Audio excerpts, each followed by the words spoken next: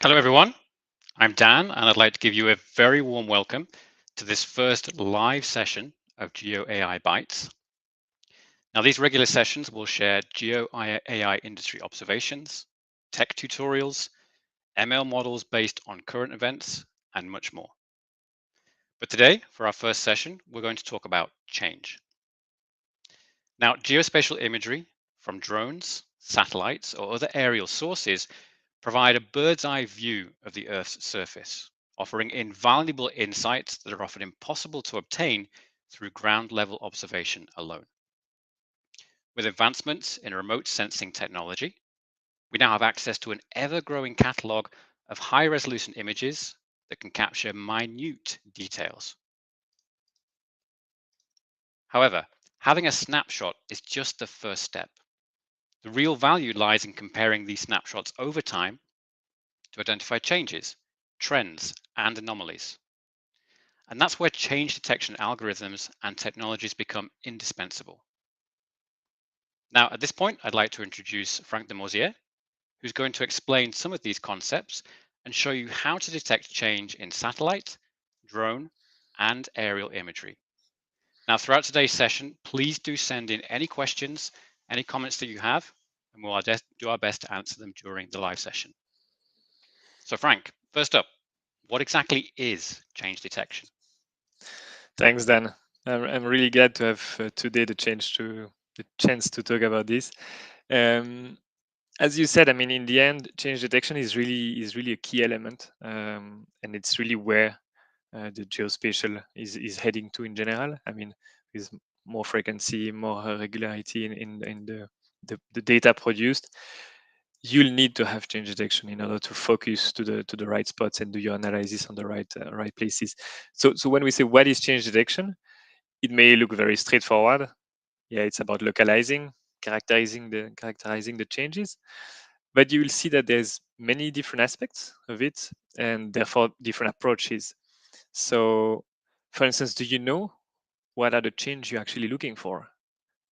Are they well defined? Is it about change in appearance, change of shapes? Do you have actually example even of such changes, or are they actually very rare? So you don't have even examples of that under the hand. So all these elements are kind of the checklist and the questions you need to have in order to see how to tackle that, or to go about them. So if we go to the different scenarios, we can summarize it a little bit in that way. So with these four scenarios, where you could have, for instance, an object or pattern that is disappearing. So you can look here in the top left. You have, for instance, a boat that left the harbor. So you have here a well-defined object that disappears. Then you can have an object or pattern that is appearing. So for instance, if you take the one at the bottom left here, example, you'll see a new house that has been built.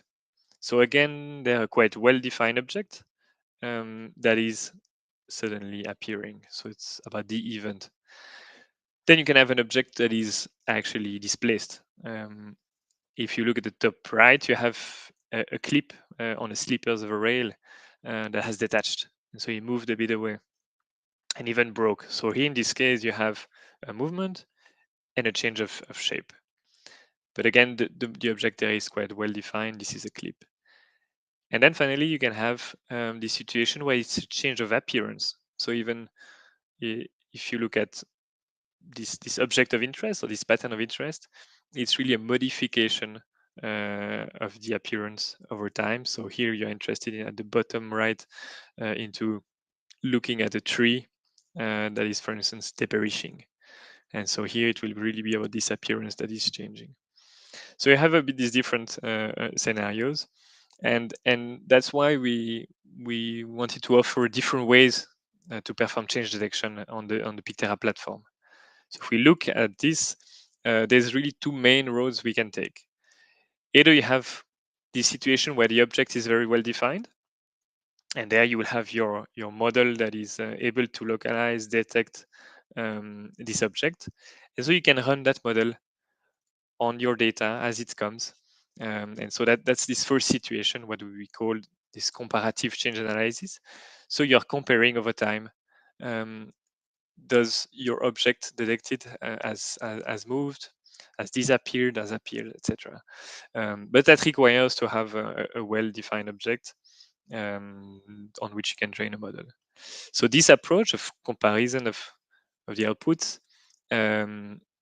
is really it's an automatic smart comparison, but there's not a model that is trained on the change. While in the second approach, what we call the change detection model, it's really there about building up a model that will be trained really to recognize that change.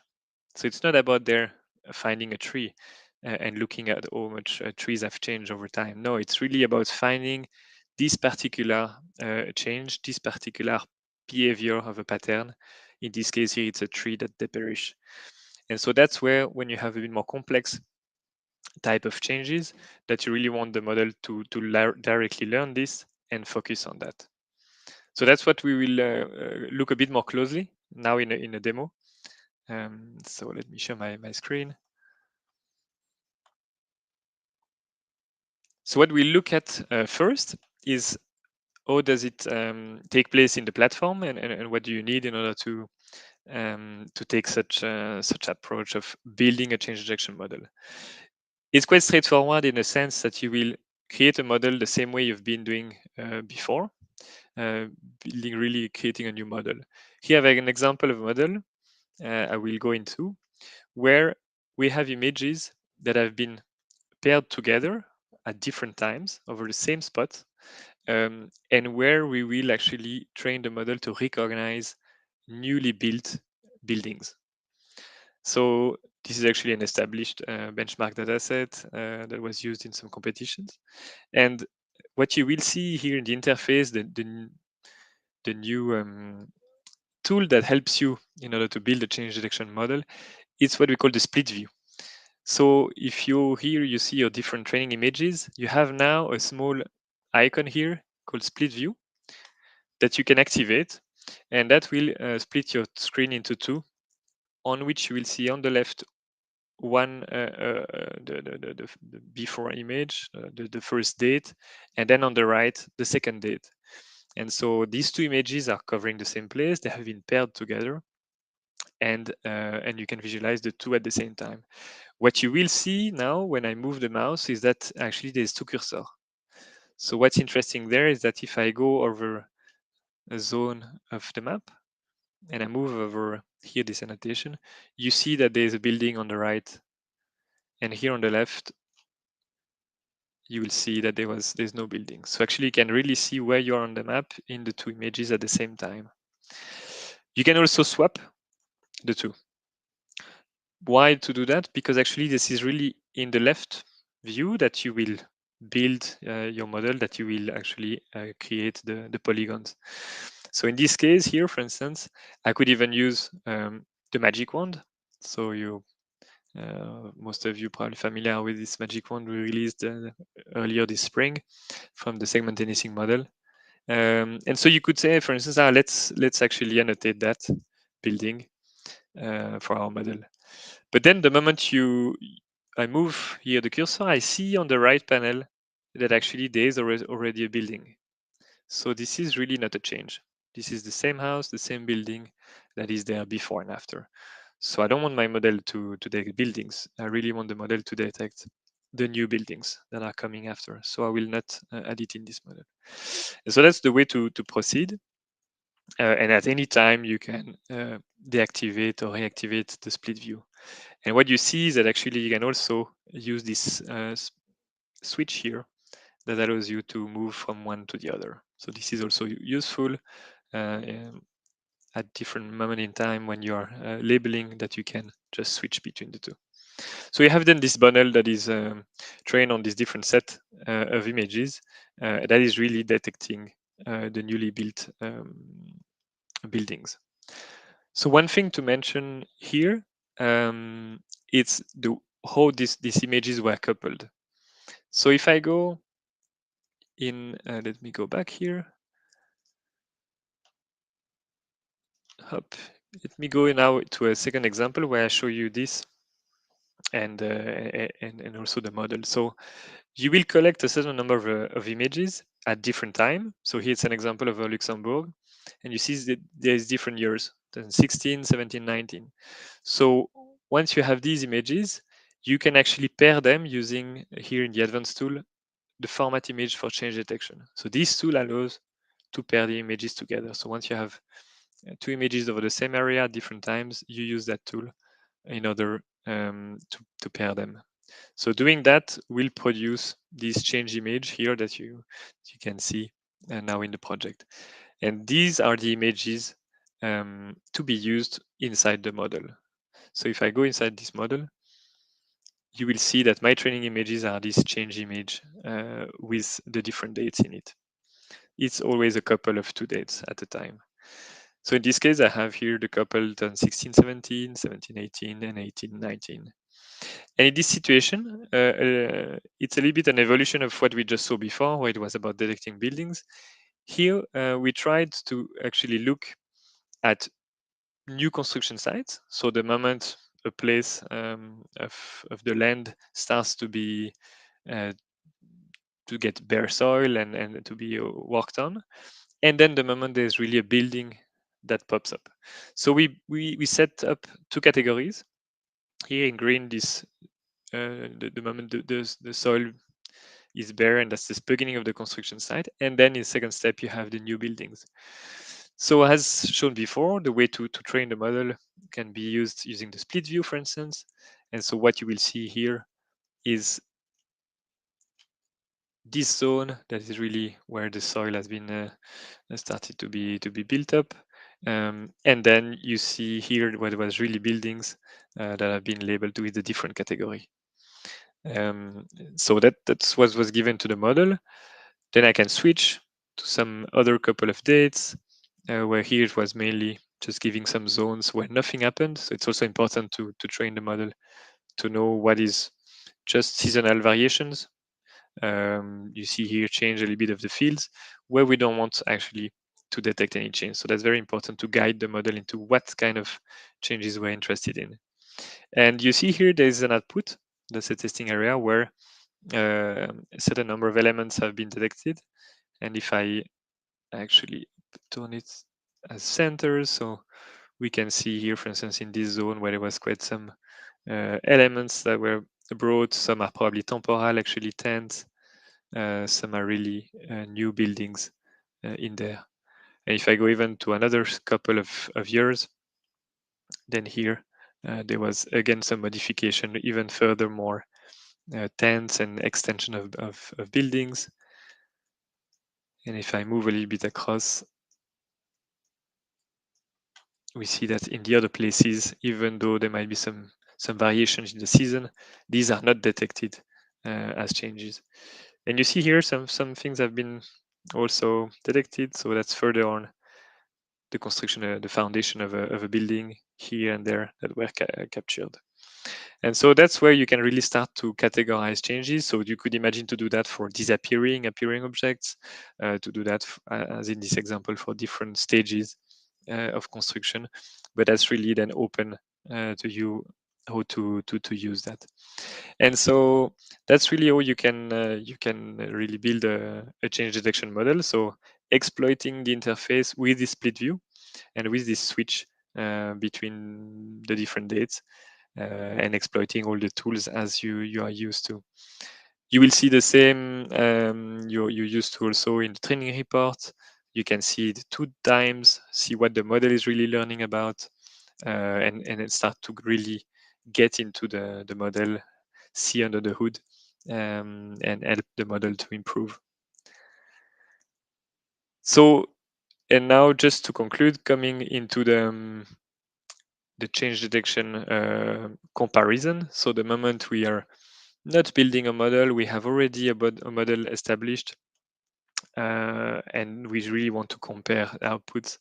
In this situation, so that's an example of a railway. We have a model that is detecting clips and bolts over a railway. So if I'm just zooming in, looking at it, you see here, for instance, you have the clips. And if I activate here, you have the bolts. So these well-defined objects, they have been detected over the entire track. And this is done at 2 different times. The same model applied on both. At that moment, what you can do is actually apply what we call the comparative change direction analysis, the change direction comparison tool, where you can in the end compare the two outputs. That will allow in the end to have a report where you really can localize the changes. So if we look at this example and I zoom into some of these warnings, you will see that this is the place where there was, for instance, this clip moving, where there was here a metallic object covering one. So that's really allowing you to spot these places, but there was not a specific model to find these type of changes. So that's the second approach. So I hope this was useful and that really helped you to get started with change detection. And I'm happy to answer any question.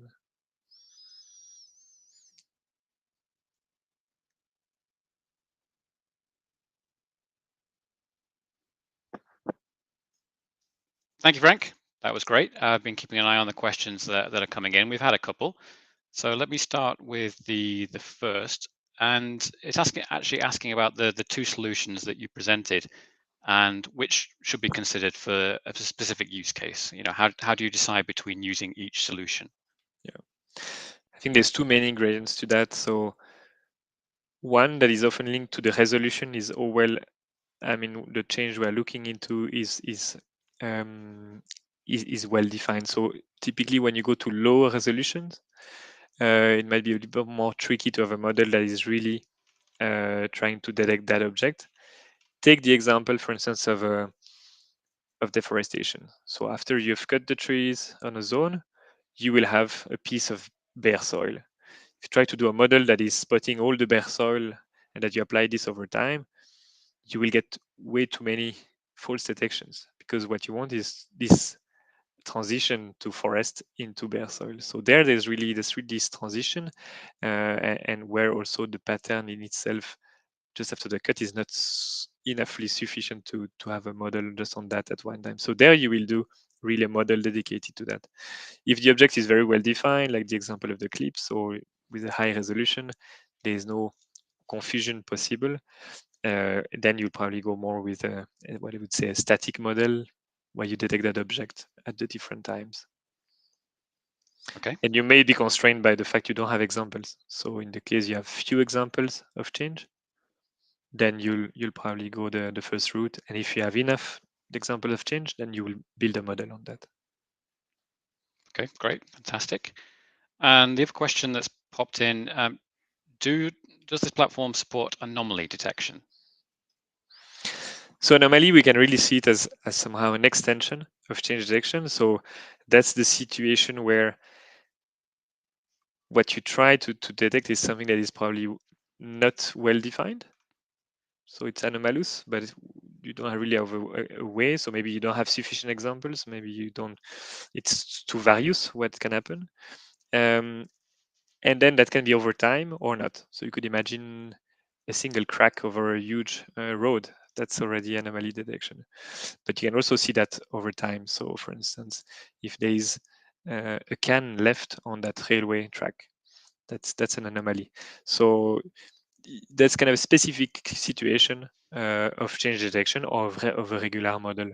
And we're actually working into that to see what tools could be helpful around anomaly detection in order to perform that directly in the platform with a dedicated tool. Great, thank you.